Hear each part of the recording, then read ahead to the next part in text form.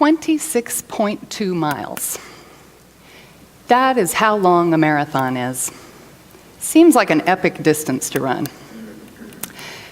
That seemed to me a distance that would banish the taunting in 5th grade that told me I was a klutz and that I'd always be picked last for gym class. A distance that would whip my body into shape. A distance that would give me a lot of time to think about how my life was going now that I'd turned 40.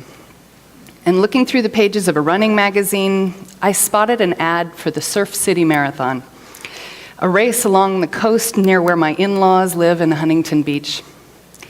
With very little forethought and even less training, I went onto the website and I signed up for the race, kind of impulsively. The night before the race, I set out my clothes and had them all ready to go. I pinned my bib number to my jersey, had everything all prepared, so all I had to do in the morning was hop out of bed and put on my running gear when the alarm clock went off. The alarm rang the next morning at 4:30 a.m., and in the twilight of my consciousness, I thought, what is that sound? It sounded like a tapping and a whooshing. And then I thought, is that rain on the roof? Oh no, I never even thought about the possibility of rain. I did not pack any waterproof clothing. I'd never even once done a training run in the rain. Rain was totally unexpected. So there I was, poised at the start line and hearing the sound of the starting gun. I set out to travel those many miles, running through puddles of water, which soaked my shoes in a driving, icy cold, horizontal rain. I was so uncomfortable, and my feet blistered and my muscles shivered, but I slogged on towards that finish line. Mercifully, our niece Haley was standing at an aid station with her Girl Scout troop about halfway through, cheering me on and gave me a cup of water. And then my brother-in-law, Michael, was standing near the finish line of the race as part of the community volunteers. Though I had not expected rain, I'd trained well enough to roll with the difficulties of that day. So I got really wet. I was uncomfortable for a few hours. Big deal, I told myself. Later that day, I was at my sister-in-law's house, watching the Super Bowl, plate of big, tasty food on my lap, wrapped up in a warm and cozy blanket, surrounded by my family. My blisters were then covered with Band-Aids, my aches and pains soothed. But sometimes the pain and difficulty we face is not the kind faced by a runner who has trained for a race.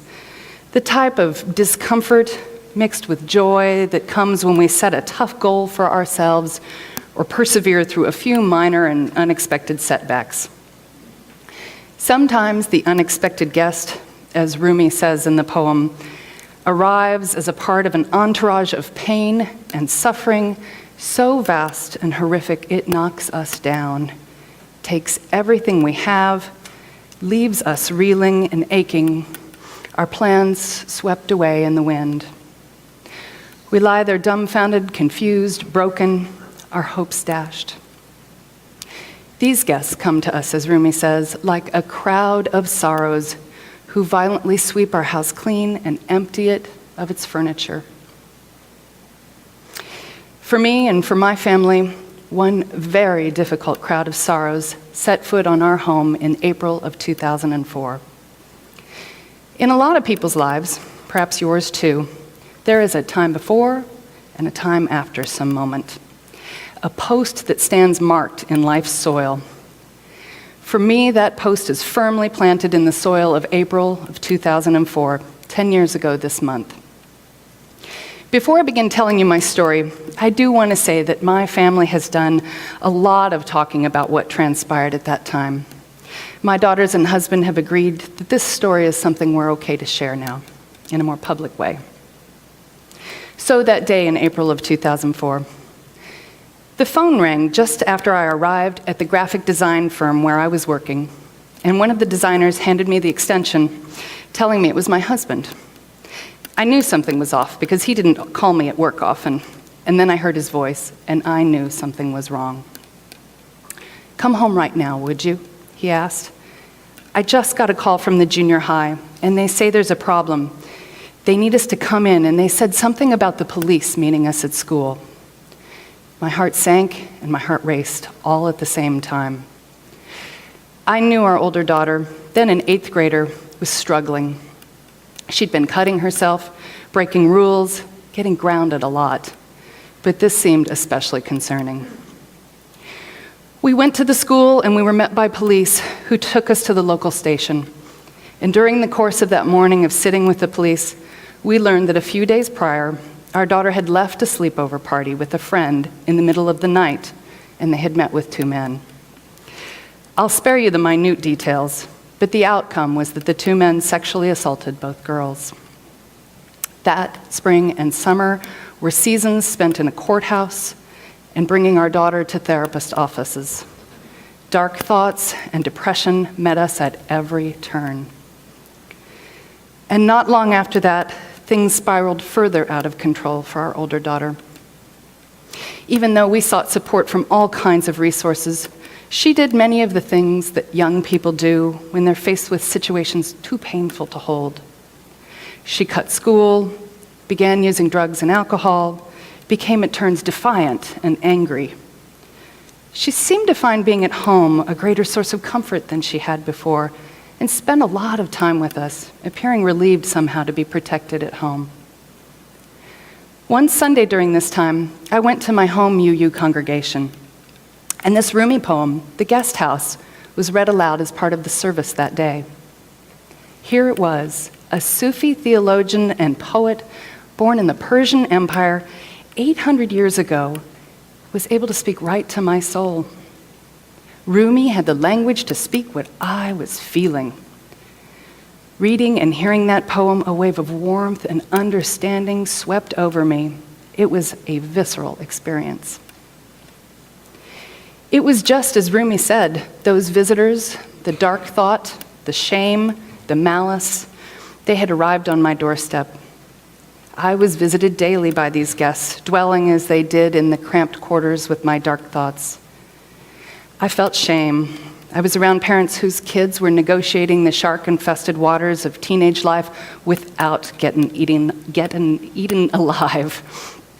I felt malice on a daily basis, wishing harm to those who encouraged our daughter in poor choice-making, even though I knew that wasn't helpful.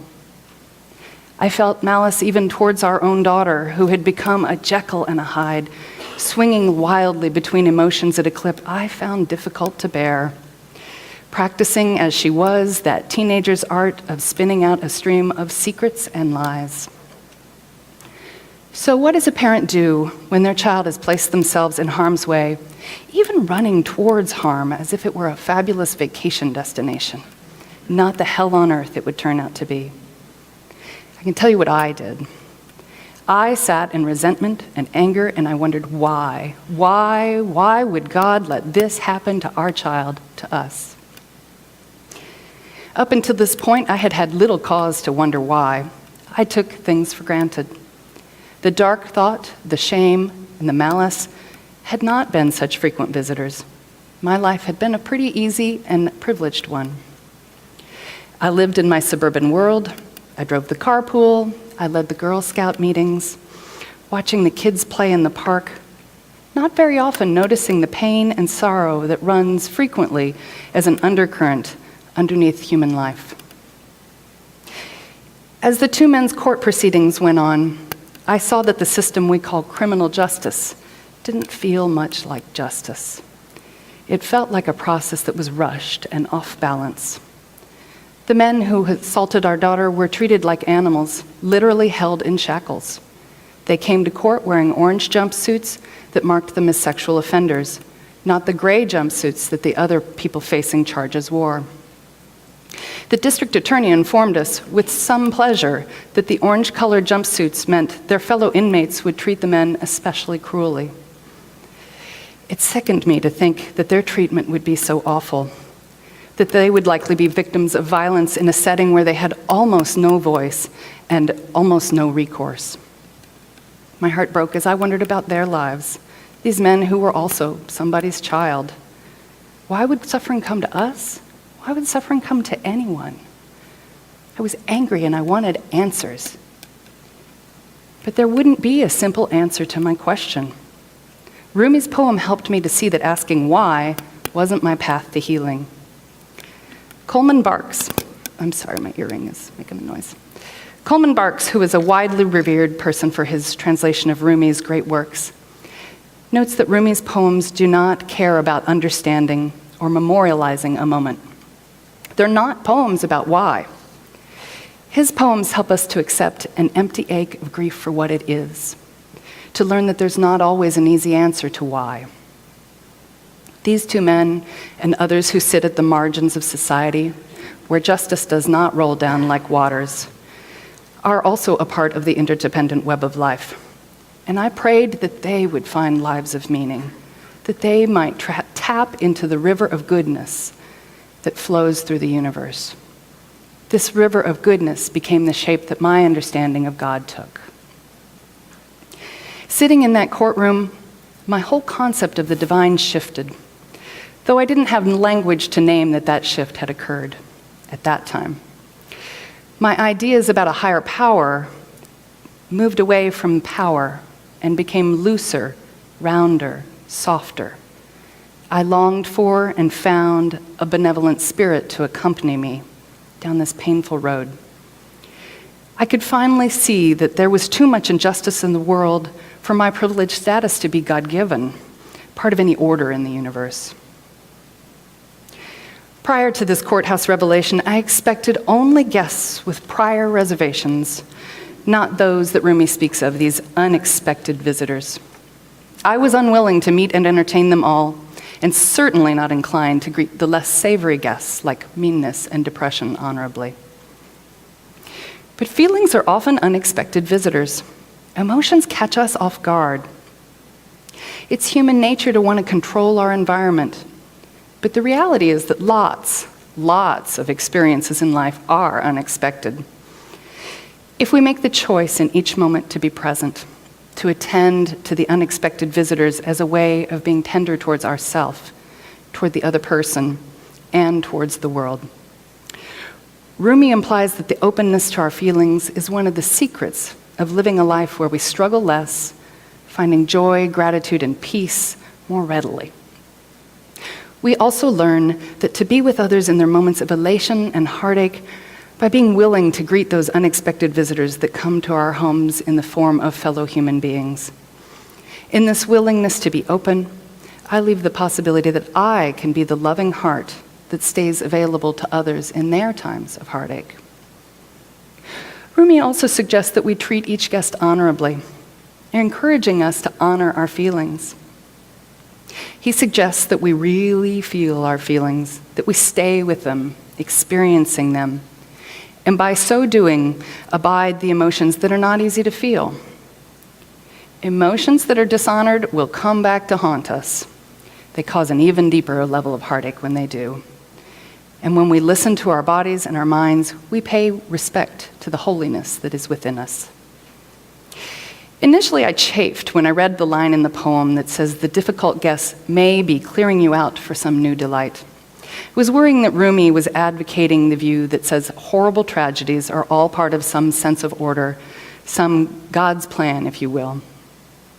Instead, I've come to see that line differently over time. The word may appears in the phrase. The crowd of sorrows may be clearing you out for some new delight. There is no certainty here.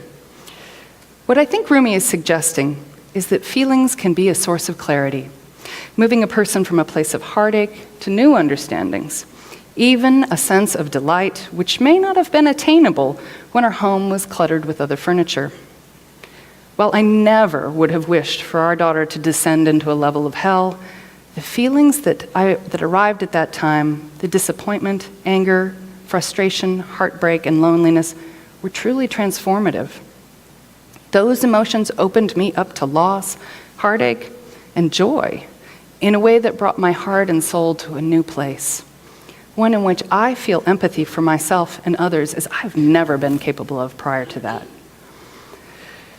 It was a shattering of ego and an opening of awareness that oftentimes comes with grief. I can assure you without hesitation that I would not be standing on the path to ministry were it not for that crowd of sorrows that violently swept our house clean of its furniture. Rumi says that we should greet each guest at the door laughing, inviting them in. By greeting feelings at the door, right when and where they enter, we're doing our best to be in the present moment. It's not healthy to ignore the knock at the door, to reject our feelings. Rumi acknowledges that emotions are guests who don't stay forever. So if we greet the guest as it arrives, knowing it won't stay forever, we can bear the toughest of emotions. It's that no feeling is final thing again, the this too shall pass. And finally, Rumi urges us to practice gratitude, greeting each guest with a grateful heart, looking to our feelings for greater understanding and guidance. We might not wish to feel each one of these toughest emotions, but there's almost always something we can muster gratitude for during those tough times. The friend who listens with needed support, the prayer practice that becomes a renewed source of nourishment, the deeper appreciation for the simple blessing of food in a neighbor's homemade tuna noodle casserole. Seeing the good, even by finding gratitude in some tiny thing, we find a source for hope, even on the darkest of days. Pretending hardships won't come is foolhardy. Joy, depression, meanness, dark thoughts, shame, malice will come to the door. Sometimes they arrive together as a crowd of sorrows, and greeting them can be a challenge that pushes us right up to the edge of what our hearts can bear. My older daughter has since pushed through the shadows, lurching forward, falling back, moving through hope and pain into young adulthood. These days, she works in a behavioral therapy practice, guiding children living with autism through therapeutic activities, and she's training to be a yoga instructor. No one really knows if a crowd of sorrows are queuing up right now outside the door to sweep in and steal the furniture. Some days answering the door can feel like running a marathon. There are painful arrivals in the forms of blisters and aches, joyful moments when we find hope and anticipation. And as I open the door, I can often hear voices cheering me on, even when the rain is falling. The spiritual practice of opening the door places me where the sacred sunshine and love can hold me in its heart. May we each greet each guest at the door, being open-hearted to the guidance of the unexpected visitor.